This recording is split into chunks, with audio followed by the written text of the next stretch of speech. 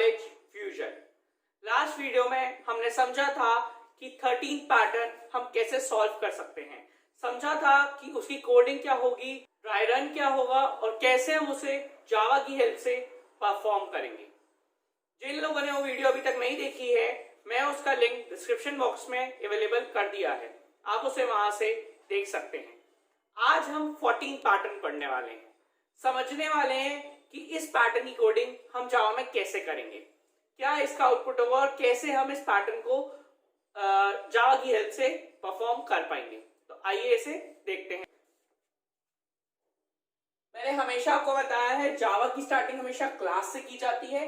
Class को एक particular नाम दिया जाता है जो आपके प्रोग्राम को डिफाइन करता है, आपके प्रोग्राम को एक्सप्लेन करता है।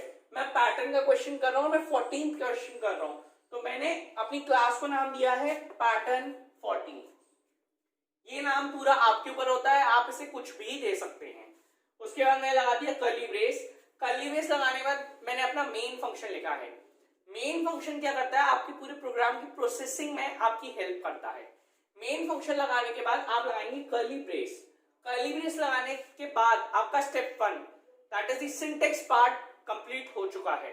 अब बारी आती है स्टेप 2 की। स्टेप 2 में आपको वो वेरिएबल्स लेने होते हैं जो आपके प्रोग्राम को सॉल्व करने में आपकी हेल्प करते हैं। मैंने यहाँ पे 2 वेरिएबल्स लिए हैं, आई और जे, वो भी कौन से डेटा टाइप के, इंटीजर डेटा टाइप के। ठीक है, तो आई मैंने लिया है रोज का लूप चलाने के लिए और जे भी मैंने लिया है कॉलम्स का लूप चलाने के लिए, यानी दोनों ही मैंने लूप चलाने के लिए लिए हैं। जो हॉरिजॉन्टल रोज होती हैं उन्हें हम बोलते हैं रोज जिनका लूप चलता है आई से, और जो वर्टिकल लाइंस होती हैं उन्हें हम बोलते हैं कॉलम्स जिनका लूप चलता है जे से। हॉरिजॉन्टल लाइंस हमारी रोज होती हैं और वर्टिकल लाइंस हमारी कॉलम्स होती हैं। इसके बाद अब हमें पैटर्न को ऑब्जर्व करना होता है और समझना होता है कि हम अपना रोज का लूप कहां से कहां तक चलाएं और कॉलम्स का भी। तो पहले हम अपनी रोज को काउंट कर लेते हैं, जैसे कि ये फर्स्ट रो, ये सेकेंड रो, ये थर्ड रो, ये फोर्थ रो और ये फिफ्थ रो। टोटल 5 रोज हमें प्रिंट करानी है। तो हमने i इज इक्वल्स टू 1 से शुरू किया और कहां तक चलाया, 5 तक। 1 2 3 4 और 5, इस तरीके से 5 रोज प्रिंट हो जाएंगी। तो i इज इक्वल्स टू 1 हमने यहाँ लिया है, तो मैंने ड्राई रन में लिख दिया i इक्वल्स टू 1। इसको लिखने के बाद आप नेक्स्ट स्टेप पे आएंगे। अब आपको j का लूप लिखना है। j के लूप के लिए आप क्या करेंगे, पहले आप देखेंगे चीजें कहां से कहां तक प्रिंट हो रही हैं और क्या चीज प्रिंट होगी, i प्रिंट होगा या j प्रिंट होगा। तो उसकी बहुत सिंपल सी ट्रिक है, आप चेक करेंगे क्या आपकी कॉलम्स सेम है, क्या आपकी रोज सेम है। अगर आपकी रोज सेम होंगी तो आप i प्रिंट करेंगे और अगर आपके कॉलम सेम होंगे तो आप j प्रिंट करेंगे।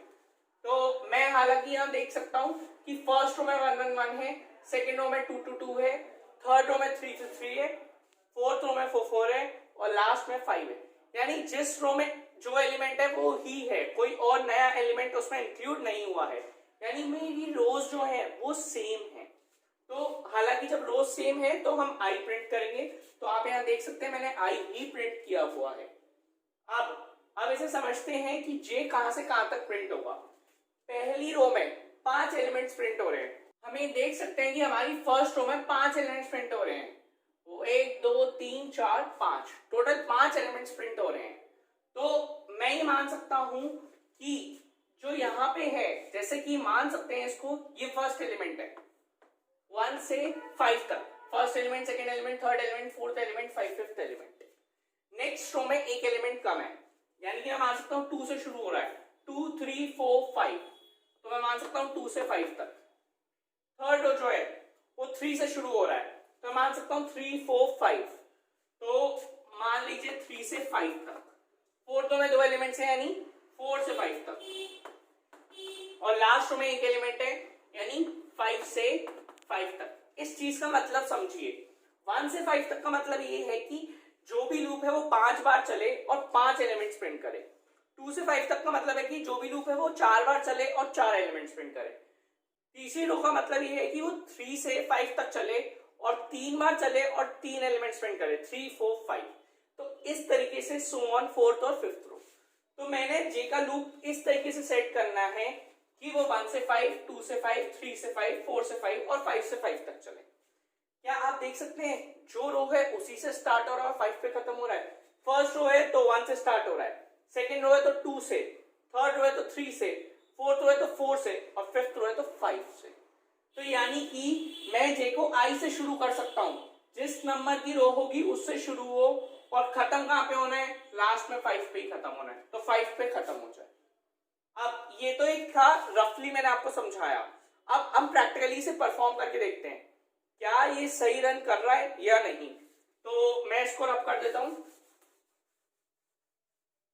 और आप एक बार पैटर्न को ऑब्जर्व कर लीजिए कि मैं इसको भी रब करने वाला हूं।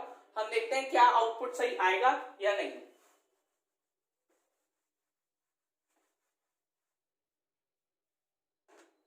देखिए I is equals to 1, 1 is lesser than equals to 5। क्या 1 5 से छोटा है, कंडीशन ट्रू है, कंडीशन ट्रू है।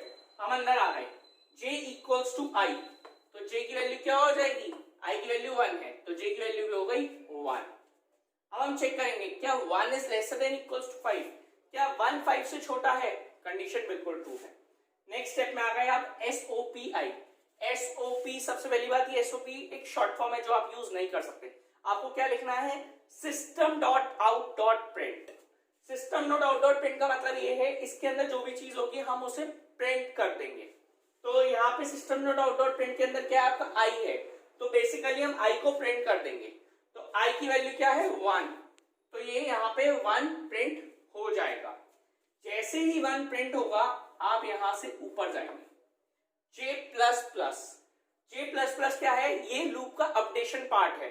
जब आपकी वैल्यू 1 से इंक्रीज या 1 से डिक्रीज या फिर जितने नंबर से आप इंक्रीज और डिक्रीज करना चाहें आप यहाँ करवा सकते हैं। तो मुझे 1 से इंक्रीज करानी है तो मैंने J के लूप को 1 से इंक्रीज करके इस बार J की वैल्यू 1 से 2 कर दी। अब वापस मैं कंडीशन चेक करूंगा, ये यहां से कंडीशन में चेक कर रहा हूं, 2 is lesser than equals to 5, क्या 2 5 से छोटा है, कंडीशन बिल्कुल ट्रू है।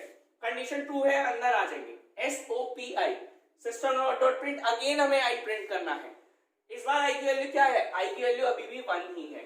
तो आपने क्या किया, आपने एक और 1 प्रिंट कर दिया। इसके बाद हम ऊपर गए J प्लस प्लस, फिर से हमने J की वैल्यू 1 से इंक्रीज की, J की वैल्यू अब हो जाएगी 3। अब आप वापस कंडीशन चेक करेंगे, क्या 3 is lesser than equals to 5, क्या 3 5 से छोटा है, कंडीशन बिल्कुल ट्रू है। अब वापस अंदर आए SOPI, अगेन आपको आई प्रिंट करना है। तो आई जैसे ही आप प्रिंट करेंगे, आई की वैल्यू 1 है तो आपने एक और बार आई प्रिंट कर दिया। प्रिंट करने के बाद आप वापस ऊपर जाएंगे J प्लस प्लस। ये साइकिल कब तक ऐसे ही चलती रहेगी, जब तक ये कंडीशन फॉल्स नहीं हो जाती। तो J की वैल्यू हो गई 1 से इंक्रीज हो गया 4। अब हमने वापस कंडीशन चेक करी, 4 is lesser than equals to 5, क्या 4 5 से छोटा है, कंडीशन बिल्कुल ट्रू है। अंदर आ गए SOPI, अगेन आपने आई प्रिंट किया, 4th टाइम प्रिंट हो रहा है, तो ये 4th टाइम ये हमने आई प्रिंट कर दिया। प्रिंट करने के बाद सीधा आप ऊपर जाएंगे, फिर से J प्लस प्लस पे फिर से अपडेट करेंगे, तो अपडेट होके इस बार 1 से इंक्रीज होके J की वैल्यू 4 से 5 हो जाएगी। अब आप कंडीशन चेक करेंगे, क्या 5 is lesser than equals to 5, क्या 5 5 से छोटा है, नहीं, कंडीशन हो गई फॉल्स। क्या 5 5 के इक्वल है, कंडीशन बिल्कुल ट्रू है। दोनों में से अगर एक भी कंडीशन ट्रू होगी तो वो ट्रू माना जाता है। आप अंदर आ गए, अगेन SOPI, अगेन आप आई प्रिंट करेंगे, आई की वैल्यू 1 है तो एक और 1 प्रिंट हो जाएगा। जैसे ही 1 प्रिंट होगा आप ऊपर जाएंगे J प्लस प्लस, J की वैल्यू क्या हो जाएगी 6 हो जाएगी। अब आप कंडीशन चेक कराएंगे, 6 is lesser than equals to 5, क्या 6 5 से छोटा है, नहीं, क्या 6 5 के इक्वल है, नहीं, कंडीशन हो गई फॉल्स, कंप्लीट फॉल्स हो गई। आप ये आ गए लूप के बाहर। लूप के बाहर आते आपने क्या देखा, आपको एक एम्प्टी SOPLN मिला। अगेन आप शॉर्ट फॉर्म यूज नहीं कर सकते, आपको लिखना है system dot out dot print LN। System dot out dot print का मतलब तो आपको समझ में आ गया। अब बात करें अगर LN की, LN का मतलब होता है न्यू लाइन। ये एम्प्टी SOPLN है। एम्प्टी SOPLN से क्या होगा, ये कुछ भी प्रिंट नहीं करेगा पर सिर्फ लाइन चेंज कर देगा। फॉर एग्जाम्पल यहां तक आपने प्रिंट कर लिया, अब आपका कर्सर यहाँ पे खड़ा हुआ है, अगर कुछ भी और प्रिंट होता है तो आपको उसके आगे प्रिंट होगा, पर हमारी जो फर्स्ट रो है वो कंप्लीट हो चुकी है। अब हमें आना है सेकेंड रो पे, तो उसके लिए हम क्या करेंगे, हम एम्प्टी SOPLN चलाएंगे। इससे क्या होगा, आपका कर्सर ऑटोमेटिकली यहां ना प्रिंट करके इधर नेक्स्ट लाइन पे आ जाएगा। अब इसके बाद अगर कुछ भी प्रिंट होगा तो वो नेक्स्ट लाइन में प्रिंट होगा। तो अब इसके बाद हम क्या करेंगे, जैसे ही एसओपीएलएन रन किया, कर्सर यहां से यहां आ गया, यानी फर्स्ट रो से सेकंड रो पे आ गया, तो अब हम क्या करेंगे, हम यहां से ऊपर जाएंगे आई प्लस प्लस पे इस तरीके से, और जो आई का लूप है उसे अब हम अपडेट करेंगे क्योंकि फर्स्ट रो कंप्लीट हो गई है। अब हम सेकंड रो की तरफ बढ़ जाएंगे। तो आई प्लस प्लस, तो आई की वैल्यू आपकी क्या है, 1 है, हम उसे 1 से इंक्रीज कर देंगे क्योंकि आई प्लस प्लस है, तो आई की वैल्यू 1 से क्या हो जाएगी, 2 हो जाएगी। अब हम वापस कंडीशन चेक करेंगे, 2 is lesser than equals to 5, क्या 2 5 से छोटा है, कंडीशन ट्रू है। कंडीशन ट्रू है तो हम अंदर आ जाएंगे j इक्वल्स टू आई। अब देखिए मैंने याद है आपको बताया था, जो रो होगी उसी से नंबर स्टार्ट होगा, तो सेकेंड रो है तो अब j की वैल्यू 2 से स्टार्ट होगी। तो ये हमने j की वैल्यू j इक्वल्स टू आई लिखा है, i की वैल्यू 2 है तो हमने j में भी 2 स्टोर करा दिया। अब 2 से 5 तक लूप चलेगा, नेक्स्ट टाइम 3 से 5 तक, फिर 4 से 5 तक। मैं भी आपको 2 से 5 तक रन करके दिखाता हूं। अब ये कंडीशन फॉल्स नहीं है, अब ये फिर से रन करेगा। 2 is lesser than equals to 5, क्या 2 5 से छोटा है, कंडीशन ट्रू है। आप अंदर आ गए, SOPI, आपने आई प्रिंट करा। इस बार आई की वैल्यू आपकी 2 है, तो जो भी चीज यहाँ पे जब ये प्रिंट करेगा तो अब ये 2 प्रिंट करेगा। जैसे ही 2 प्रिंट होगा आप ऊपर जाओगे j प्लस प्लस, j की वैल्यू हो जाएगी 3। वापस हमने कंडीशन चेक की, 3 is lesser than equals to 5, क्या 3 5 से छोटा है, कंडीशन ट्रू है। अंदर आए, अगेन आपने आई प्रिंट किया, अगेन 2 प्रिंट हो गया। उसके बाद अगेन आप ऊपर जाएंगे j प्लस प्लस, तो j की वैल्यू क्या हो जाएगी, 1 से इंक्रीज होके 4 हो जाएगी। वापस आप कंडीशन चेक करेंगे, 4 is lesser than equals to 5, क्या 4 5 से छोटा है, कंडीशन ट्रू है। अंदर आ गए, अगेन आई प्रिंट होगा, आई की वैल्यू 2 है, 2 प्रिंट हो जाएगा। इसके बाद अब हम वापस ऊपर जाएंगे j प्लस प्लस, तो j की वैल्यू 4 कट के इस बार क्या हो जाएगी, 5 हो जाएगी, यानी j की वैल्यू फिर से 1 से इंक्रीज हो जाएगी।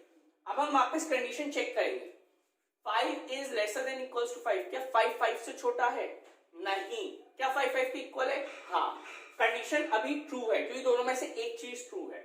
तो कंडीशन ट्रू है तो अंदर आ जाएंगे SOPI, system out dot print I, फिर से हम आई प्रिंट करेंगे, आई की वैल्यू 2 है तो अगेन 2 प्रिंट हो गया। अब हम ऊपर जाएंगे j प्लस प्लस, तो j की वैल्यू इस बार क्या हो जाएगी, 6 हो जाएगी, क्या 6। अब हम कंडीशन चेक करेंगे, 6 is lesser than equals to 5, क्या 6 5 से छोटा है, नहीं, क्या 6 5 के इक्वल है, बिल्कुल नहीं, तो कंडीशन हो गई फॉल्स। तो आप आ गए लूप के बाहर।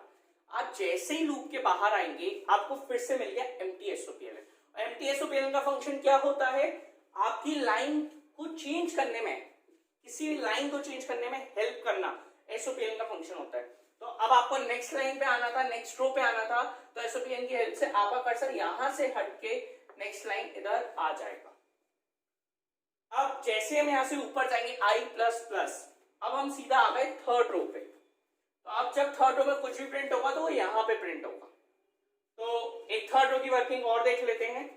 अब हम वापस कंडीशन चेक करेंगे, 3 is lesser than equals to 5, क्योंकि आई की वैल्यू क्या है, 3 है, तो क्या 3 is lesser than equals to 5, condition true है, 3 5 से छोटा है। हम अंदर आ गए, j इक्वल्स टू आई। अब देखिए थर्ड रो है तो स्टार्टिंग भी कहां से होगी, 3 से, तो हमने j की वैल्यू को क्या कर दिया, 3 से इनिशियलाइज कर दिया। अब ये फॉल्स नहीं रहेगी कंडीशन, अब ये फिर से रन करेंगे, 3 is lesser than equals to 5, क्या 3 5 से छोटा है, कंडीशन ट्रू है। अंदर आएंगे, प्रिंट कराएंगे आई, SOPI मतलब प्रिंट कराएंगे आई, पर इस बार आई की वैल्यू क्या है, 3 है, तो क्या प्रिंट हो जाएगा, 3 प्रिंट हो जाएगा। अब आप ऊपर जाएंगे j प्लस प्लस, तो j की वैल्यू क्या हो जाएगी, 1 से इंक्रीज होके 4 हो जाएगी। वापस आप कंडीशन चेक करेंगे, 4 is lesser than equals to 5, क्या 4 5 से छोटा है, कंडीशन ट्रू है। अंदर आ गए, SOPI, क्या प्रिंट करा है आपने, आई प्रिंट करा है, आई की वैल्यू क्या है, 3, तो एक और 3 प्रिंट हो गया। वैसे ही आप ऊपर जाएंगे j प्लस प्लस और j की वैल्यू 1 से इंक्रीज कराएंगे, तो j की वैल्यू हो गई 5। अब वापस हम कंडीशन चेक करेंगे, 5 is lesser than equals to 5, क्या 5 5 से छोटा है, नहीं, क्या 5 5 के इक्वल है, हाँ, तो कंडीशन ट्रू हो गई। तो क्या हुआ, हमने अगेन आई प्रिंट कराया, आई की वैल्यू 3 है तो अगेन 3 प्रिंट हो गया। अब जैसे हम ऊपर जाएंगे j प्लस प्लस, j की वैल्यू 5 से इंक्रीज होकर 6 हो जाएगी। अब आप कंडीशन चेक कराएंगे, क्या 6 is lesser than equals to 5? क्या 6 5 से छोटा है? नहीं। क्या 6 5 के इक्वल है? नहीं। कंडीशन हो गई फॉल्स। आप आ गए लूप के बाहर। लूप के बाहर आपको वही चीज फिर से एम्प्टी एसओपीएलएन मिला, जिसने आपकी क्या हेल्प की? लाइन चेंज करने में हेल्प की। थर्ड रो से आपको फोर्थ रो में आने में एसओपीएलएन ने हेल्प कर दी। अब कर्सर यहां से हटके यहाँ पे कर्सर था, जो कि यहां से हटके अब वो यहाँ पे आ गया है। तो अब जो भी चीज प्रिंट होगी वो इस नेक्स्ट रो में प्रिंट होगी। तो सेम मेथड से फोर्थ और फिफ्थ रो रन करेंगे। कैसे? जब आप ऊपर जाएंगे i प्लस प्लस, तो अब i की वैल्यू 4 हो जाएगी, तो फोर्थ रो में रन करेगा।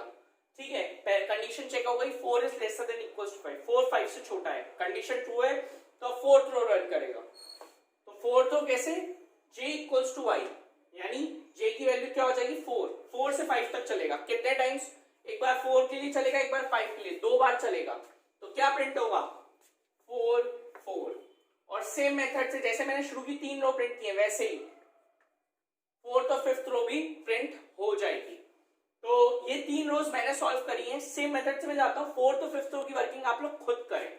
और इस क्वेश्चन में एक ही चीज ध्यान देने के लिए है कि आपको i और j का लूप एक दूसरे के कंपैटिबल में चलाना होता है। जिस हिसाब से i का लूप चल रहा है उसके अकॉर्डिंग ही j का लूप चलेगा, या जिस हिसाब से आप j का लूप चला रहे हो उसके अकॉर्डिंग आपको i का लूप चलाना है।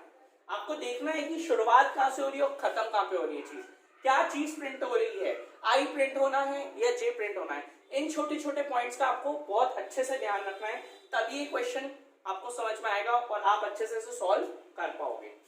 तो आई होप कि आपको ये वीडियो क्लियर हुई होगी। अगर ये वीडियो पसंद आई हो तो इसको लाइक करें, शेयर करें और चैनल को सब्सक्राइब करना ना भूलें।